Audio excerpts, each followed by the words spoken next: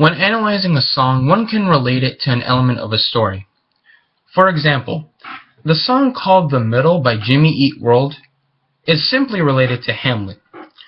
You see, the main background of the song is how a person is dealing with struggles in their life and they overcome it eventually once time flies by. Aside from the background of the song, there are a few lyrics that stood out that could play as elements from Hamlet. You see, the first was, "It's all in your head." Now, you remember in Hamlet when he hallucinated the ghost of his dead father?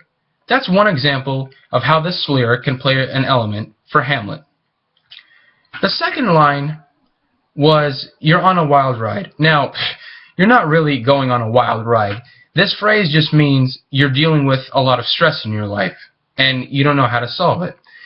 So the problems that Hamlet is facing is the death of his father from poisoning, his own mother marrying his uncle, and how he's dealing with the characters in general.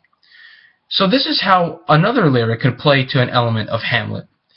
The next would be, "Give it time." Giving time means a problem will eventually go away in a person's life.